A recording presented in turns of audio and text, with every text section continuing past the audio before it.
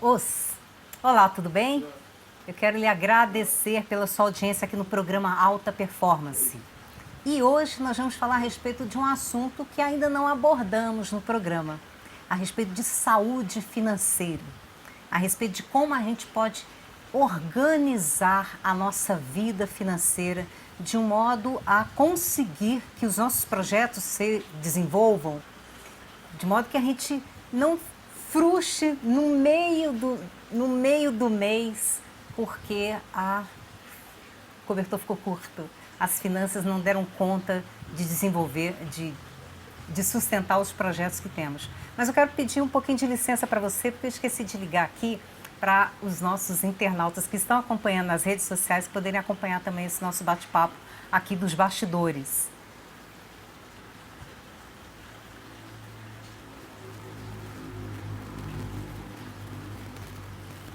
Por que será que saúde financeira é importante? Por que é importante você saber organizar as suas finanças? O que você pode fazer? Você pode pensar, pô, Carla, eu mal consigo pagar as minhas contas no final do mês, por que eu vou pensar em investimento? Eu vou pensar em planilha, em organizar a minha vida financeira. E é exatamente por isso que você deve saber dicas que sejam importantes para que o seu dinheiro, ao final do mês, dê conta das suas demandas, das suas necessidades. E ao final do ano você conseguir se programar. E eu convidei uma pessoa, uma economista, que é especialista em finanças. Ela é coach financeira, consultora financeira, e ela vai dar dicas para que você consiga se organizar e para que você consiga até, no final do ano, fazer aquela viagem com a família que você quer. Então, eu tenho a grata satisfação de ter aqui nos estúdios da VMV TV a minha querida Tatiana Góes. Tudo bom, Carla? Tudo bom, Tatiana? Tudo. Quanto tempo, né, Tatiana? Quanto tempo que a gente não se vê? É verdade. Bastante. Eu vivo viajando e você está sempre envolvida aí nos teus programas. E o assunto hoje é finanças. Então, Finanças, é. Eu queria, assim, começar com você falando assim, por que é importante ter uma vida financeira saudável?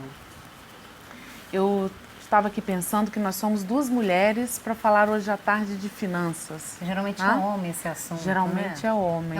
É visto como assunto masculino, né? Muitas vezes eu vou conversar com mulheres assim, de renda alta, bem-sucedidas, e a gente vai tocar no tema finanças, organização financeira. Normalmente elas respondem, isso eu não gosto nem de... Eu tenho preguiça, não tem nada a ver comigo. Só que a gente precisa se organizar, porque todos nós possuímos sonhos e desejos e sempre a gente quer realizar alguma coisa, seja uma simples viagem, a aquisição de um bem, trocar de carro, quitar uma casa, comprar uma casa nova, fazer um curso fora do Brasil. Então, para tudo isso, a gente precisa de planejamento.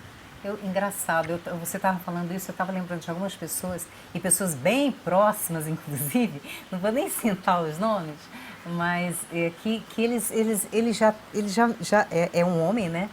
E ele assim, adotou como uma estratégia, ele queria construir uma casa, e aí ele falou, olha, eu não tenho dinheiro para isso, mas é o seguinte, eu vou fazer porque daí eu vou ter que dar conta de fazer. E na verdade ele não se planejou para isso, então ele começou a ficar no vermelho, né? Sim. Como se diz, e criou-se uma bola de neve. E aí ele tem a dívida que ele tem hoje e os financiamentos que ele pegou para conseguir administrar Exatamente. essa construção, fez com que ele ficasse numa situação bem complicada, bem crítica mesmo. É porque a primeira coisa que a gente tem que pensar é que nós estamos acostumados a um padrão de vida, né? Por exemplo, eu vou para o restaurante, eu saio todo fim de semana, eu viajo, eu pago academia, eu moro bem localizado. Então, esse nosso padrão de vida pode ser impactado por diversas coisas. Uma delas é buscar realizar um sonho sem ter caixa, sem ter feito uma reserva suficiente para isso. Achar que a gente pode, a partir de empréstimos, tudo bem, tem gente que consegue, tem uma renda, né, um funcionário público com uma boa renda, ou um empresário que tem um caixa interessante, mas isso sempre é um risco que a gente corre de impactar no nosso padrão de vida e a gente vai ter que cortar algumas coisas, no caso do seu amigo que virou uma bola de neve, entendeu? Às vezes são coisas que não deveriam ser cortadas. Que não deveriam ser cortadas, que são importantes. E várias outras coisas podem vir a impactar no nosso padrão de vida. Por exemplo, a gente pode viver muito. Todo mundo quer viver muito. A gente busca saúde, busca atividade física, mas viver muito pode vir a impactar no nosso padrão de vida, por exemplo. A gente tem que ter uma reserva financeira se a gente vier a viver muito, porque tudo fica mais caro. Tem que pensar no depois, né? Você vai falar mais sobre isso. E a nossa atividade produtiva cai, né? Uhum. Eu vou ganhar menos. Por exemplo, você com 70 anos talvez não consiga mais fazer o seu programa. E aí? De onde? Com o programa ainda dá, né? Ainda dá, né? Mas eu não sei. E tudo, né? Ainda dá, né? Mas tem ainda outras dá, coisas né, que... Tem outras coisas que é complicado. Um médico, exemplo, como é que ele vai ficar fazendo cirurgia? Coisas, né? Ficar lutando e tal. Já complica mais, né? Por exemplo, já tô com os joelhos machucados, já parei, já tô um tempo sem treinar. Entendi isso. Agora, assim, o que é importante, então? Você falou de várias coisas, eu quero que depois você aborde mais também essa questão. Não é? O que é importante, assim, a pessoa observar para ela lidar com maestria com a vida financeira dela? Bom, primeiro a gente tem noção do que a gente gasta. As pessoas não têm noção. Tem gente, por exemplo, se a profissão da pessoa for engenheiro, ele vai te falar, eu gasto tanto. Sim. Né? Mas se a profissão dele foi um profissional de saúde, ele, eu não sei nem quanto é que eu ganho, quanto mais quanto é que eu gasto. Eu estou generalizando. Isso, né? Mas é normal as pessoas não saberem, né, quanto que gastam. Dependendo do perfil da pessoa, principalmente da profissão. Mas a maioria das pessoas não tem noção do quanto gasta. Porque a gente está sempre gastando. É um cafezinho, um lanche, é uma bobagem, é um restaurante que custou mais caro, uma balada, não sei. E isso, no final do mês, tem um custo. E a gente tem que também ter noção de quanto ganha. Mesmo que esse ganho seja flutuante. Esse mês eu ganhei 5, mas mês que vem eu ganho 50. E entender que eu preciso me programar, inclusive, para manejar esse recurso. Se em algum momento eu ganho pouco, em outro momento eu ganho muito. Vou dar um exemplo com relação a isso. Muitos empresários iniciam e ele estava acostumado a beber água nesse copinho. E aqui cabem, não sei, 100 ml de água. Não sei quanto cabe aqui. Acho que é 250, né? 250 ml. Acho que é isso, né? Tá, mas cabe a quantidade X de água que você sabe que você não pode botar mais, que ele vai transbordar. 200 ml, deve ser 200, vai. O empresário está acostumado a beber, digamos assim, a pessoa está acostumada a beber essa quantidade de água que cabe dentro desse copinho. De repente vem muita água, essa água transborda. De repente ele ganha muito dinheiro e ele não se planejou, ele não está acostumado, ele não tem equilíbrio, ele não tem um bom consultor financeiro, uma boa administração, um bom contador. Isso transborda e porque ele ganhou muito dinheiro, ele pode vir até a falir. Isso é comum. Então, porque como ele não se planejou para ganhar muito, ele não vai lidar direito com aquele dinheiro. Exatamente. E aí vai gastar de uma maneira desordenada. Que pode até comprometer a saúde da empresa. Exatamente, de uma maneira desordenada. Aí começa a comprar coisas que ele não precisava. Agora eu vou andar de Camaro. Ele começa a comprar coisas que não precisava. Porque a gente tem que, por exemplo, o empresário ele tem que ter um foco. A empresa tem que ser rica, ele tem que ser pobre, mas nem sempre ele tem equilíbrio para isso. Para essa empresa se manter e realmente criar um corpo e crescer. Mas no nosso dia a dia comum, a gente também tem que entender quanto que a gente ganha, quanto que a gente gasta para poder se planejar. Se eu não souber quanto me sobra, eu nunca vou conseguir ter uma organização, um planejamento financeiro. E eu costumo dizer que o rico não é aquele que ganha 50 mil e gasta 70. O rico, muitas vezes, ele ganha R$ 2.500, consegue juntar 10% do que ele ganha todo mês e todo ano ele viaja, ele consegue se planejar para ter boas aquisições dentro do padrão dele. Não? E eu conheço pessoas assim. Nesse raciocínio, a pessoa, por exemplo, que ganha R$ 5.000, Tá. mas ele tem um custo menor, por exemplo, com aluguel, ele tem um custo menor com a alimentação, porque ele conseguiu se planejar de uma maneira Isso. que se alimente adequadamente, mas não gaste muito, que realmente tem que ser tem que ser um bom malabarista aí, mas enfim, ele consegue se organizar dessa maneira, ele pode ter um resultado melhor até do que uma pessoa que ganha 50 mil e tem um gasto Sim. muito alto, né? Sim. Porque o carro dele gasta muito, né? Exatamente. Ele vai só em restaurantes muito caros É. e tudo, né? E aí esse descontrole, final do mês, um tá no vermelho. Um tá no vermelho e o outro tá tranquilo. Aham. Então, assim, Por exemplo, eu posso dar exemplos até com clientes. Tem uma bailarina de dança do ventre lá no Mato Grosso do Sul. A renda dela é mais ou menos essa, R$ 2.500, tá? Ela todo mês se programa, junta um pouquinho, ela fez lá a sua previdência privada, que é o que ela pode ter acesso, se organiza, a gente está sempre conversando. Todo ano ela faz uma viagem internacional. Todo ano ela faz uma viagem internacional, que é a vontade dela, é o sonho dela, ela não abre mão disso, mas ela se programa para isso. Ela não faz empréstimo, ela não paga parcelada a passagem, ela todo ano consegue fazer uma viagem internacional. Quer dizer, uma pessoa organizada. Tá vendo que é importante a gente ter essa organização financeira exatamente para isso, né? Para poder, por mais chato que pareça, né, Tatiana, para poder depois fazer as coisas que na verdade quer, né? Eu posso dar o exemplo contrário. Fui atender uma cliente com um consultor lá em Cuiabá. Cliente dele, na verdade, fui acompanhando. Ela é promotora de justiça, não sei, um cargo público, não vou me enrolar e dizer qual cargo público, porque eu não me recordo, são muitos clientes. Mas eu sei que ela tinha uma renda lá de R$ 40.000 mês. Ela tinha um consignado por um banco público, que ela pagava R$ 7.000 já no contra-cheque dela. Ela tinha mais 2 empréstimos que somados davam R$ 25.000. Isso nos bancos que ela movimentava. Ela paga R$ 3.000 de condomínio.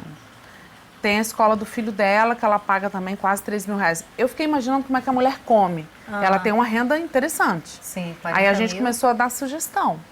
Por que você não tira seu filho dessa escola? Você abre mão desse clube, ela pagava R$ 1.500 de clube.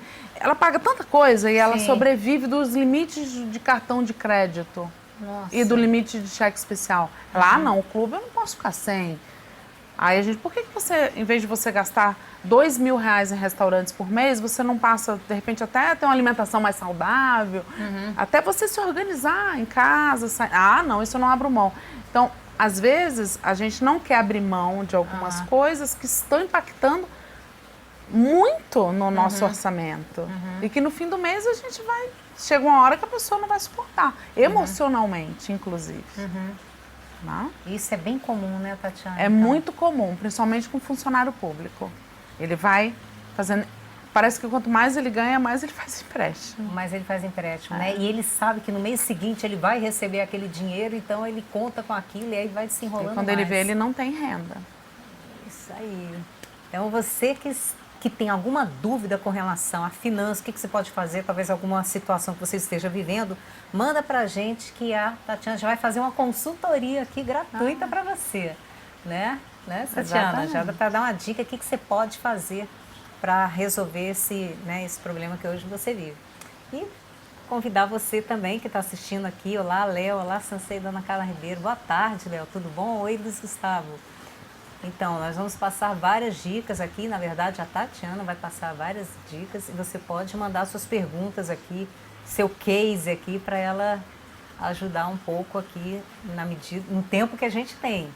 Igor Welber, obrigada pela presença, Natália Montes, tudo bom? Oséia Ferreira Martins, bom fim de semana, guerreira, obrigada, boa tarde, mestre, obrigada, Oséias, Rainer, obrigada, gente, vocês podem mandar as dúvidas que vocês tenham aqui, para que a Tatiana, a consultora financeira, possa ajudá-los a resolver essas demandas. E eu queria, você começou a falar de algumas coisas e você já enumerou algumas que são bem comuns, Mas eu queria que você pontuasse assim outros erros, onde que as pessoas erram, mais erram. É lógico que existe um desconhecimento dos produtos de investimento do mercado. Muita gente vira assim e pergunta, é muito comum essa pergunta, qual o melhor investimento? A gente tem que entender que não existe o melhor investimento. Depende do seu perfil. Depende do seu tamanho. Tem aquele que tem R$100, tem aquele que tem 1 milhão. Depende do seu apetite a risco. Tem aquele que quer arriscar, e aquele que não, é mais conservador. O prazo também interfere. Se a pessoa chega assim, não, eu quero juntar um dinheirinho porque daqui a 3 meses eu vou comprar um carro. Então você não vai ter rendimento. Na verdade, é importante deixar o dinheiro com liquidez, porque você vai usar daqui a 3 meses, não adianta muita coisa. Então, todas essas análises interferem na hora de optar por um produto de investimento, que pode ser tanto uma poupança comum, um plano de previdência privada, não sei, tem tantas coisas.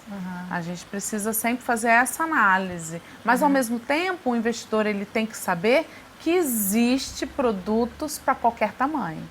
Para aquele que só tem R$50 por mês e quer começar, ou para aquele que já tem 1 milhão e quer proteger ou quer diversificar.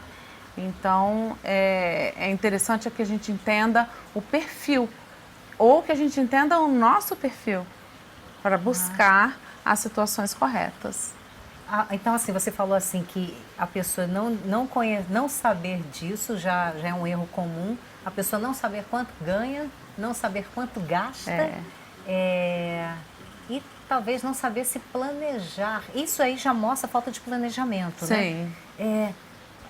Mas talvez não pensar em se organizar, não buscar uma consultoria. Não buscar um especialista. Deixa eu perguntar uma coisa para você. Há várias pessoas, talvez vários ouvintes aqui, que têm empréstimos e que hoje, como esse exemplo que você falou, a pessoa talvez ganhe 20 mil por mês, mas tem um empréstimo que tira 10 mil do rendimento dela e ela não consegue, com os outros 10 mil, pagar os custos. Qual é assim, um conselho? É claro que é uma situação hipotética, mas... Isso. Primeira coisa, a pessoa tem que saber quanto de juros que ele está pagando por cada empréstimo. Hoje existe um mercado aquecido no Brasil, que é o mercado de portabilidade de crédito. Ele pode barganhar essa dívida dele com várias instituições financeiras. Para que ele possa portar a dívida a um juros menor, que fique mais palatável. Um segundo ponto, muitos bancos fazem um empréstimo e colocam um seguro dentro da parcela do empréstimo. É lógico, por exemplo, eu vou pagar R$1.000 de parcela, mas sem o seguro eu pagaria 800.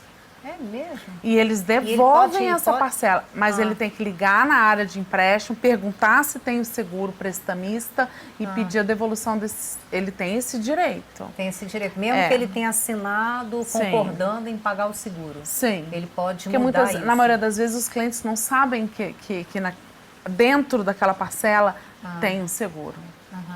Tá? Então... É outra informação muito importante. Sim. E para que é esse seguro? Para caso de falecimento, quita o empréstimo.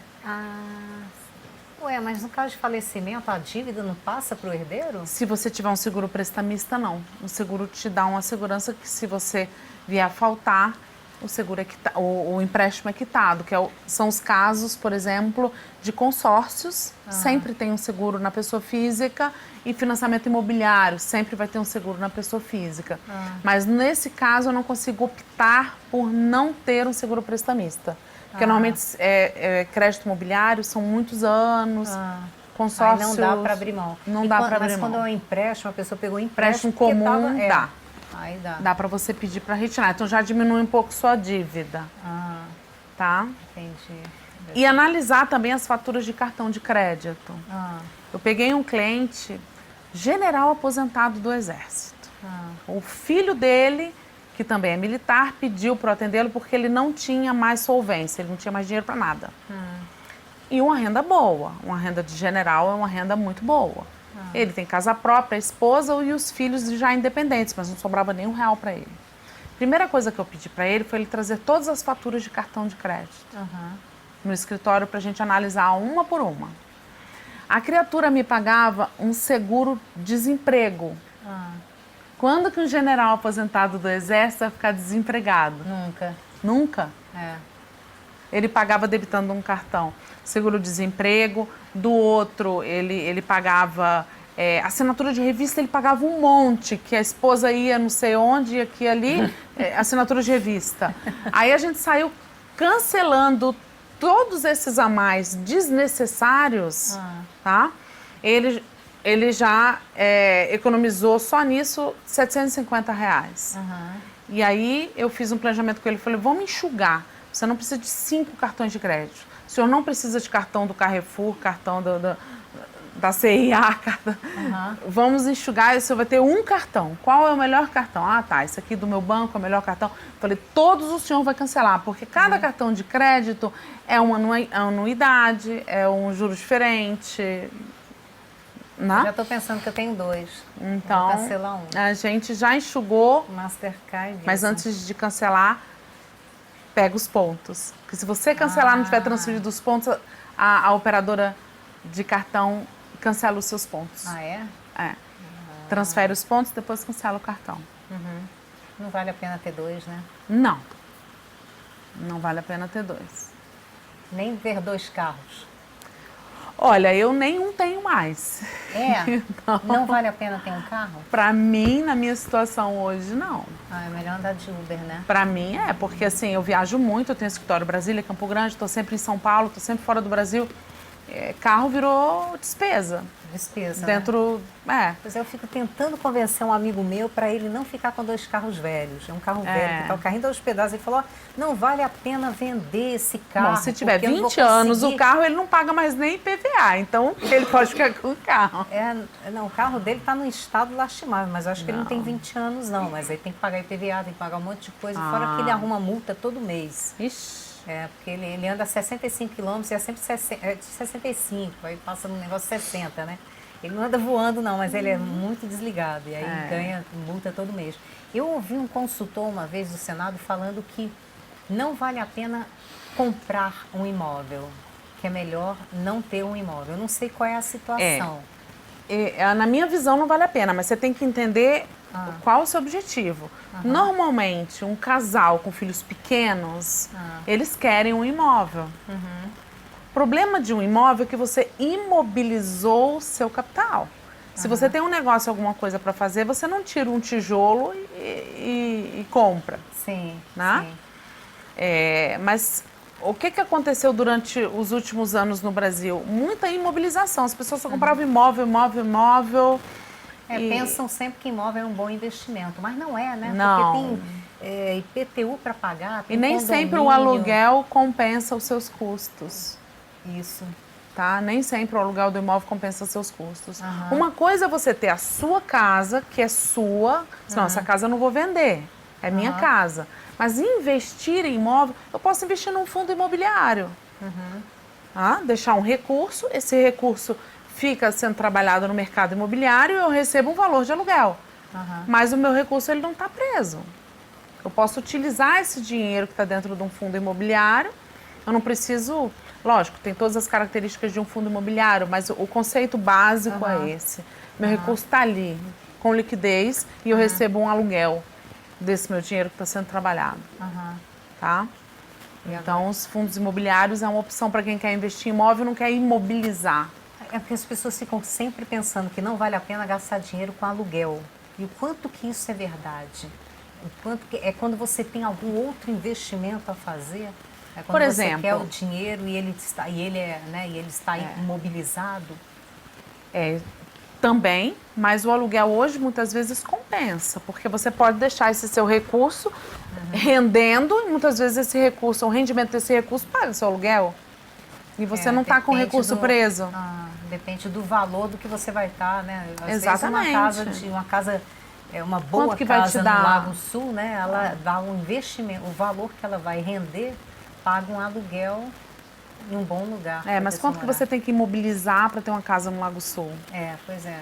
Não, Quem isso que eu tô investe em falando, imóvel... que às vezes é melhor vender e aplicar Lógico. o dinheiro e usar, né? E pagar um aluguel. E outra do coisa, que ficar todo com esse ela. nosso recurso, principalmente o imóvel, ele tem um impacto com mudanças na nossa vida. Por exemplo, com morte e o inventário. Tá? Então, os filhos não pegam com facilidade, a esposa, o marido não pegam com facilidade o imóvel que está vinculado ao CPF do cônjuge, por exemplo. Um divórcio. Eu estou com um cliente que divorciou, a casa dele está avaliada em 4 milhões de reais, ele não consegue vender nem... Já está há 3 anos à venda a casa, não consegue vender...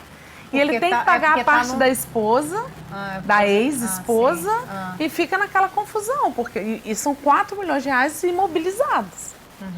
Tá? Por exemplo, uma empresa, um escritório, hoje é muito mais inteligente, às vezes, um cowork ou você pagar um aluguel. Meu escritório é alugado.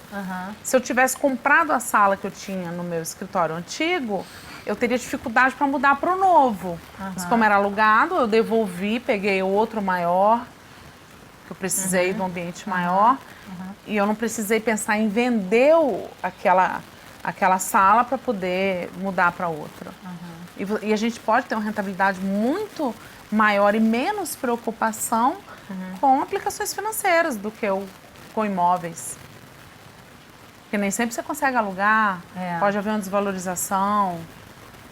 Por exemplo, teve um colega meu aqui na Zanorte que agora, mês passado, você deve ter ouvido essa história. O apartamento de cima, o senhor matou a esposa e tocou fogo no apartamento. Rapaz, teve um negócio desse mesmo. Você imagina que se alguém vai querer ser vizinho, tudo pode impactar e você está com aquele imóvel ali. O que você faz? Se ele quiser vender o apartamento, eu não ia querer ser vizinho, porque tocou fogo em cima, respingou no apartamento dele. Morreu o casal. Eu estou falando de um caso extremo, mas o imóvel ele pode ter alguns impactos que aquela região não é mais tão valorizada. E você fica com aquele imóvel sem saber muito bem o que faz. Então, olha só, Tatiana, tem várias pessoas que talvez estejam curiosas. Para que servem estes pontos? O Léo está perguntando. Essa é a minha pergunta. Eu fico agradecido pela atenção. Os pontos que ela está servindo são os pontos de milhagem, né? Isso. De milhagem. Quando a gente gasta no cartão de crédito, junta milhas, essas milhas a gente transfere ou pode comprar coisas também, né? Eletrodomésticos, ou milhas para viajar. Para viajar. Eu já viajei muito, assim, usando só milhas de cartão de crédito. Exatamente. Você tem cartão de crédito, Fabiana? Tem. Ô, Tatiana? Tem. Tem?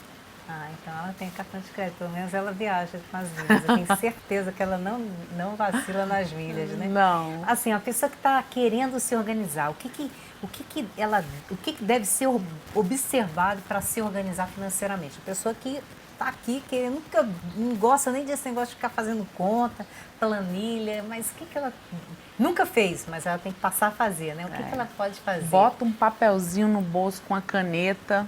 E tudo que você for gastando no dia, dei R$1 de esmola para o mendigo, você anota. No final do mês, aquele caderninho, papelzinho seu, você faz as contas. Normalmente as pessoas se assustam. Com o que gastam, né? Sim. Normalmente as pessoas se assustam. Meu Deus, eu gastei tudo isso. Porque às vezes a gente não sabe para onde vai o dinheiro. Tomei um cafezinho, tanto agora. A gente conseguir fazer isso assim por 3 semanas, a gente já vai ter ideia. Aí a gente tem ideia do que pode cortar. Né? Preciso descer para tomar um cafezinho na cantina do meu prédio. Eu posso fazer o café no escritório. Não sei, coisas básicas. Nespresso não, né? Fazer no coador, né? Não, eu gosto do coador. Tem Nespresso no meu escritório, mas é mais para o cliente que chega e quer um Nespresso. Eu gosto de café coado. É porque você gosta mesmo, né? É porque eu gosto de café coado. Mas os clientes gostam do Nespresso. Nem todos. Tem gente que chega lá, não, eu quero um cafezinho coado. Então, assim, para ela se organizar financeiramente, primeira coisa, anotar os gastos. Anotar os gastos. Sim, aí depois fazer a contabilidade para ver e depois ver o que pode ser cortado, Exatamente. né? Eu estudo muito neuroeconomia, sou apaixonada pela neuroeconomia. Fala um pouco disso pra gente. Diferente das neuros que surgiram e estão sendo vendidas, a neuroeconomia realmente é uma ciência, e você pode ter uma especialização, ter um mestrado, isso, né? E a neuroeconomia fala muito do porquê que a gente consome. E o comércio estuda muito esses porquês do nosso cérebro e interfere no nosso desejo de comprar. Por exemplo, um coquetel numa loja de mulheres onde estão servindo champanhe. Você sempre vai se empolgar no final da festinha e você sempre vai gastar. Sempre. Porque você também vai ficar com a consciência pesada se você for tomar champanhe numa inauguração de loja, né? E não comprar nada. Tá? Mas quando você toma champanhe, você já... Você se sente... O seu cérebro se sente devedor. Seu emocional se sente devedor. Você vai acabar comprando alguma coisa. Então, se você está apertado, não vá em coquetéis de loja. Uma outra coisa, a pessoa em depressão. Isso muito mais comum com mulheres do que com homens. Né? Com homens eu vou dar um outro exemplo. Você está em depressão, você está mal, aí você vai passear no shopping. Aí você começa a comprar coisa que você não precisa. Lógico que sua depressão vai piorar quando a fatura do cartão de crédito chegar no outro mês. Porque por causa daquele seu emocional um pouco conturbado, você compra sem fazer conta. Você sai passando o cartão. E você sai do shopping mais aliviado. Você sabe que... É lógico que uma atividade física, correr 4 quilômetros, digamos assim, seria muito melhor do que ir pro shopping. Do que ir pro shopping, né? Pega pra correr. Correr é muito bom. Correr é muito bom, especialmente quando a pessoa está angustiada. Tem muitas pessoas que começam correndo, é difícil, né, no início. Exatamente. Mas depois adquire um prazer pela corrida que é muito bom, que é muito positivo. E aí depois de uma corrida ela se sente muito mais energizada para cuidar do dia. E como é importante isso, né? Porque quando a gente está energizado, tanto para cuidar das finanças como das outras situações. Você estava contando essa história do shopping, eu lembrei de uma conhecida minha, que ela tinha um apartamento em Águas Claras e ela comprava roupa todos os dias ela comprava roupa. A gente fez um curso juntas, durou quase um semestre, ela não repetia roupa, nem a princesa, né, da Inglaterra fica sem repetir roupa, ela não repetia roupa, em dia algum. Aí ela falou para mim que ia ter que vender o apartamento para pagar as contas. Meu pai do céu. Teve que vender o apartamento que ela estava comprando para poder pagar as roupas, pagar o shopping. Deve ter ficado uma situação mais depressiva, melhor ela né? fazer um bazar, né? Montar um brechó. Tá vendo? A pessoa consultora financeira, ela tem outra maneira, outra forma de ver as coisas, fazer um bazar, fazer aquele garagem a renda dela, né? Como é que é aquele garagem? Aqui no Lago Norte é muito comum. É muito comum ter, né? Agora, como adquirir, então, uma pessoa que não tem essa organização nas finanças, como é que ela pode adquirir disciplina para se organizar financeiramente? Porque isso é decisivo, né? Isso é decisivo. Então, voltando à história do tamanho do copo. Você tem que aprender a lidar com o que cai dentro do seu copo, senão transborda, senão você perde o controle, tá? Lógico, o emocional interfere muito. Por exemplo, o homem, ele é muito competitivo. Você falou que ia dar um exemplo de um homem. O homem, ele é muito competitivo. É comum ele querer o carro melhor. Essa semana eu atendi um cliente, você, Tatiana, estou te chamando aqui para você me ajudar, preciso me planejar, porque até o final desse ano eu quero realizar meu sonho, comprar um carro de 600 mil reais, que custa esse carro. Eu falei assim, bom, te ajudo, né? Por quê? Por causa daquela ideia.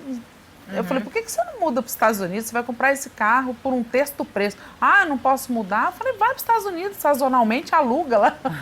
Mata a sua vontade. Eu não consigo entender. Foto, posta no Facebook? Eu não consigo entender, mas o homem, ele tem essa necessidade de mostrar poder quando ele começa a crescer financeiramente. Um carro diferente, uma casa pomposa. E isso tem um custo, e às vezes ele não suporta manter esse custo. Eu tenho um colega que ele comprou uma BMW, uma X1, e ele conseguiu ficar 6 meses com a BMW. Ele vendeu o BMW, porque era outra família que ele tinha que manter, no caso.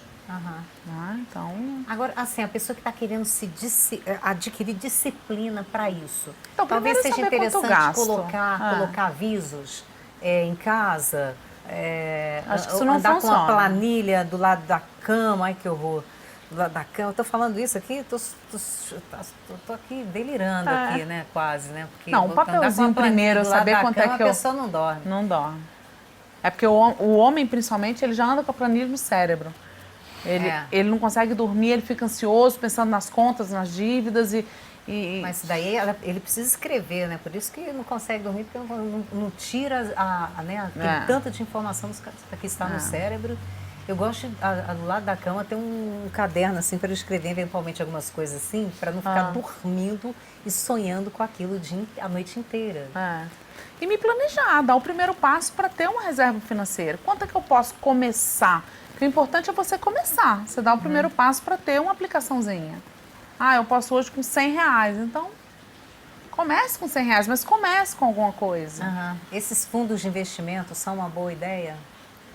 Então, Depende. Tem fundos, tudo depende do seu tamanho, do seu prazo, do seu apetite a risco, tá? Porque eu fico imaginando assim, que investir em fundos de investimento nos bancos talvez não seja muito uma opção muito rentável, né? Olha, é óbvio que os bancos eles têm boas opções também. O problema são as orientações que ele pode ter ou não no banco. Se ele for um pequeno investidor, ele vai começar com um pouquinho, ele vai ao banco, provavelmente vão vender para ele um título de capitalização, que não é investimento. Título de capitalização é para ele concorrer a um sorteio mensal, loteria federal, quer dizer, em vez dele na lotérica jogar todo mês, ele está jogando para receber só o que ele colocou lá no futuro, não rende nada. E se ele resgatar antes, ele perde o capital. Então, o pequeno investidor, ele vai se sentir, ele vai ter dificuldades de achar uma pessoa para orientá-lo corretamente no banco. Lógico, hoje tem os aplicativos, tem muita gente que ele pode seguir na internet, tá? Mas eu acredito até que o corretor de seguros, quando ele é especialista em vida e previdência privada, ele é muito mais preparado para ajudar essa pessoa que quer começar do que se a pessoa for ao banco, tá? E as moedas virtuais? Olha, eu tenho um pouco de receio dessas moedas virtuais. Tem muita gente ganhando muito dinheiro com isso daí, né? Tem, mas tem muita Bitcoin gente... mesmo, ela tá bem cara já, né, no mercado. Tem muita gente que já não conseguiu resgatar, tá sem liquidez.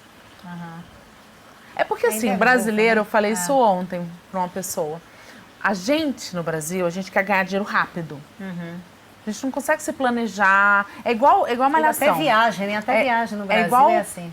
Até corpo, assim. Eu quero emagrecer, então vou tomar um monte de negócio porque eu quero semana que vem estar com o corpo perfeito. A pessoa não quer ter aquele planejamento, não quer ter aquele esforço de uma alimentação diferente, de uma atividade física regular. Não, quer que as coisas aconteçam assim.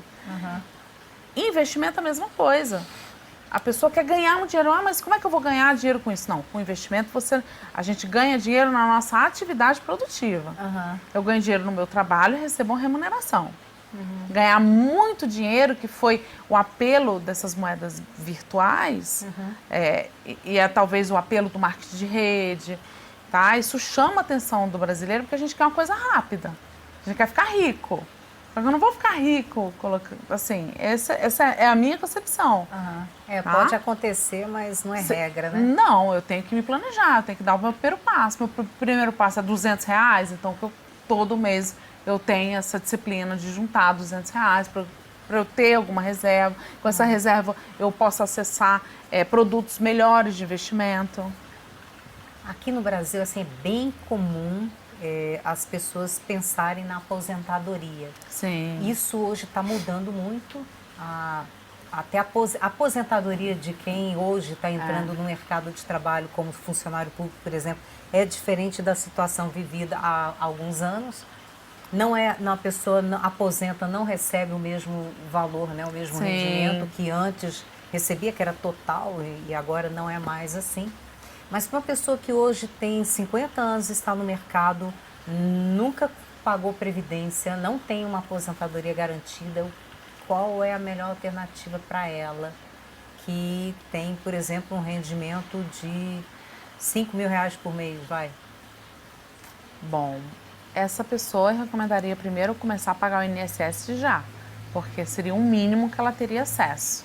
Mas E aí, óbvio, pra fazer ela- também uma previdência privada. Tá? Porque realmente, planejamento para aposentadoria é o tema que está em voga. Eu fiz muitas palestras no ano passado em tribunais, porque o funcionário público ele começou a se preocupar com isso. E até então ele não precisava se preocupar com isso, né? O funcionário público estava garantido, né? Era uma coisa que sempre chamou a atenção, né? E abriu os olhos, né?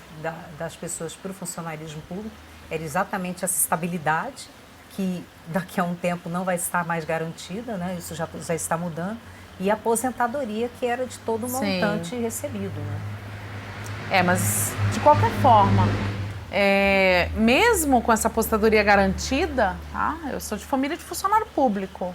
A renda cai muito na velhice. Cai muito, porque suas despesas aumentam. Vou dar um exemplo. Então, a gente tem que ter cobertura. Se eu for viver muito, se eu viver pouco, também vai impactar no padrão de vida da minha família, se eu vier a faltar, porque existe um inventário, a minha renda vai faltar para compor a renda da minha família. E se eu ficar incapacitado? Eu tenho um tio que ele é aposentado, né? Foi alto escalão da Caixa Econômica.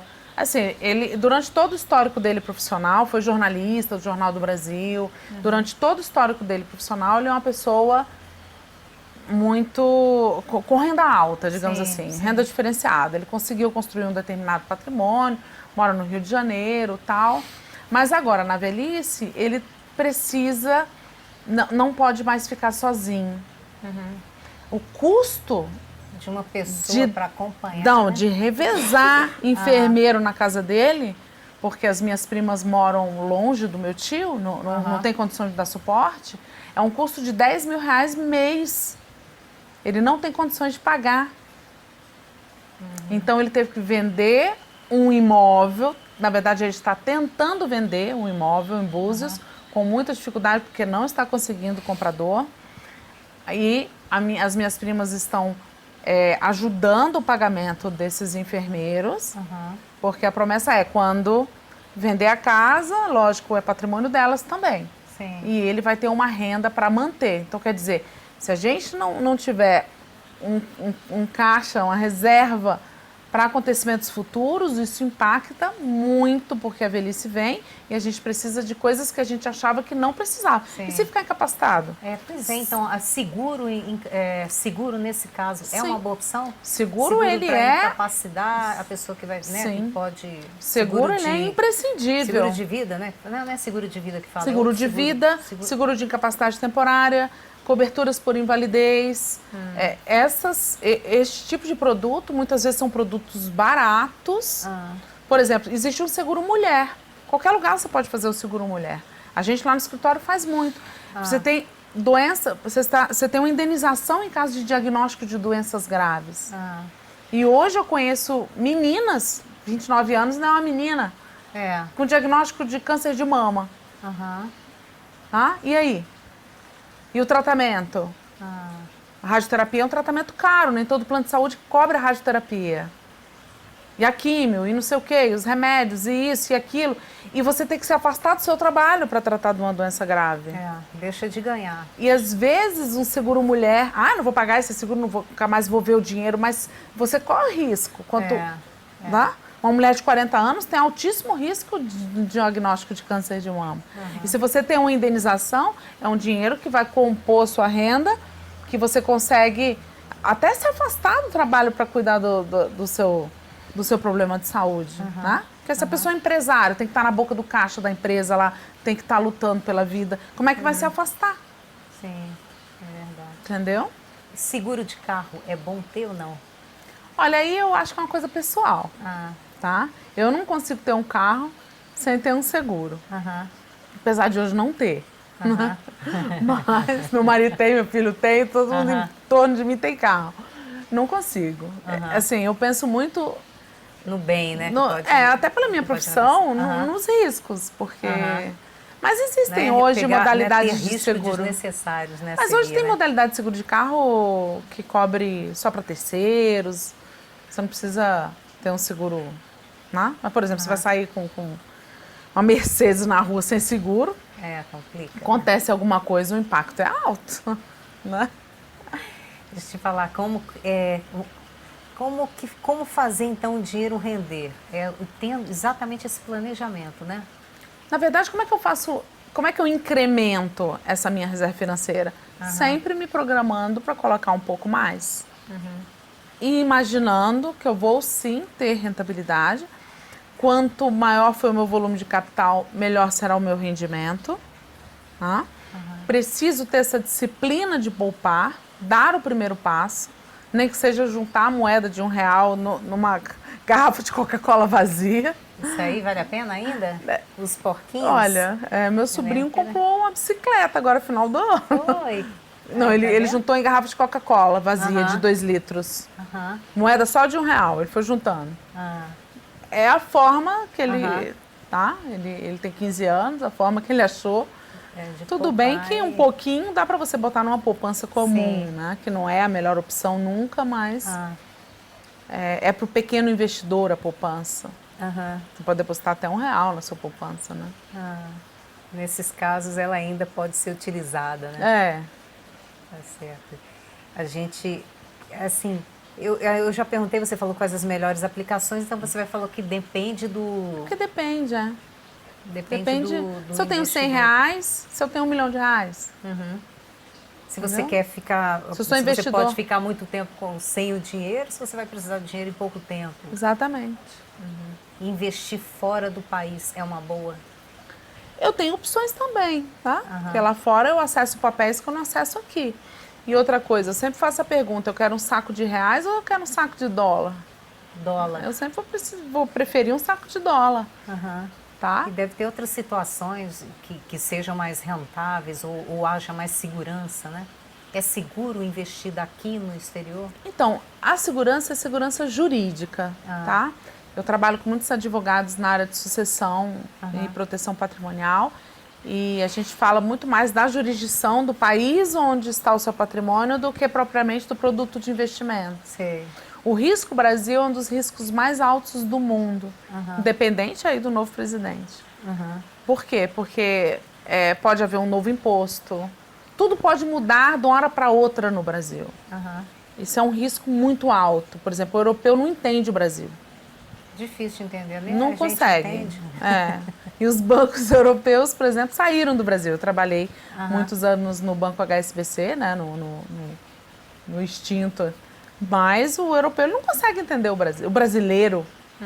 Tá? Por exemplo, eu tenho um amigo suíço, fui passear com ele no shopping, ele veio aqui fazer um treinamento. Ele olhou na vitrine um sapato. O sapato estava assim, 4 vezes R$50, por exemplo. Estava na plaquinha do valor do sapato, estava o valor parcelado, não o valor integral. Aí ele parou na vitrine e ficou olhando e falou assim, Tatiana, eu não estou entendendo o que é isso aqui. Aí eu falei assim, não, porque o brasileiro, ele tem uma renda menor, ele precisa de crédito, então a gente está acostumado a comprar parcelado. Eu demorei uma meia hora para fazer ele entender o que era 4 vezes. Como que a pessoa ia pagar várias vezes para levar um sapato. Ele não conseguia entender a necessidade disso.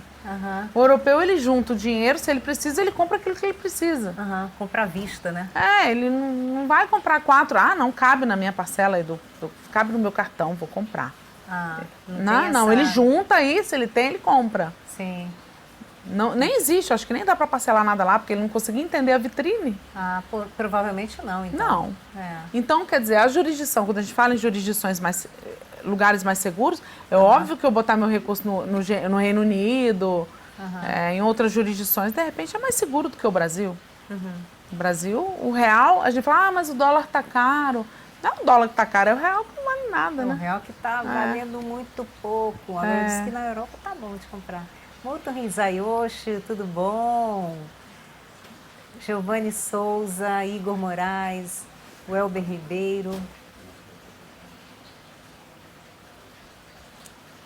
Natália Montes, Oséias. Obrigada aí pela presença de vocês. Vocês podem mandar perguntas que a Tatiana, a gente já está finalizando, mas você ainda pode mandar pergunta, viu?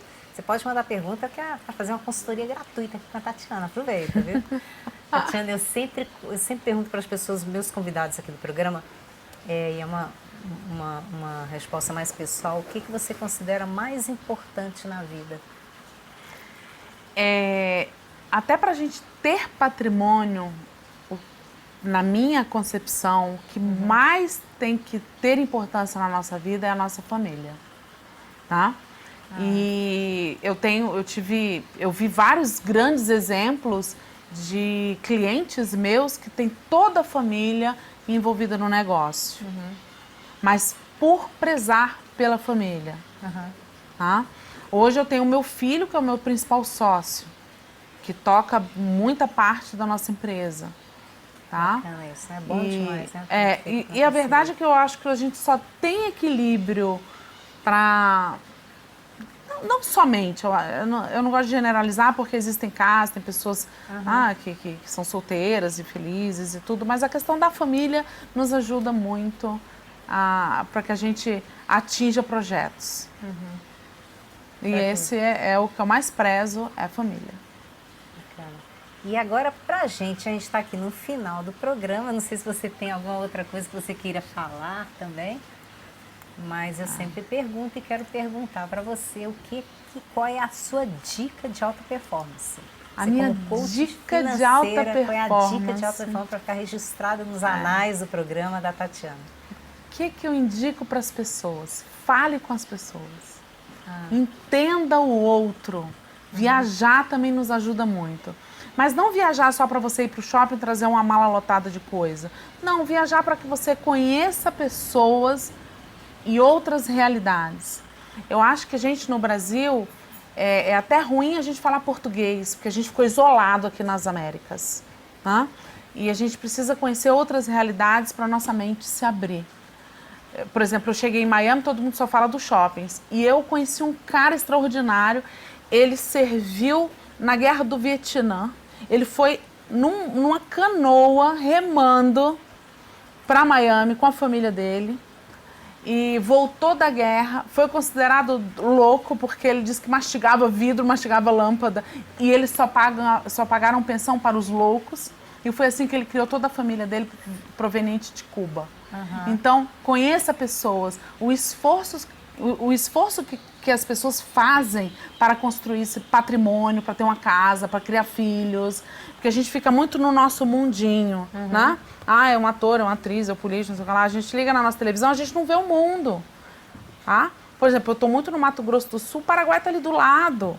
O Paraguai está explodindo, crescendo, porque o Paraguai se abriu para o mundo, tá? Então, apesar de todos os defeitos do Paraguai, então a gente tem que conhecer o mundo, tem que juntar dinheiro para viajar, isso tem que ser meta, eu acho, conhecer pessoas. Se relacionar.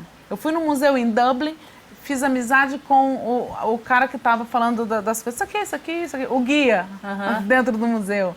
Entendi a realidade dele, entendi o que ele faz. Então, quer dizer, essa é a minha dica, conheça as pessoas, o esforço que as pessoas fazem, em todos os lugares do mundo e em todas as classes sociais. Porque no Brasil a gente tem esse grande defeito também. Se eu tenho dinheiro, eu não me misturo. Ou se eu não tenho dinheiro, eu também não me misturo. Talvez por uma questão cultural muito enraizada no nosso país. A gente tem que conhecer outras realidades. Bacana, gostei.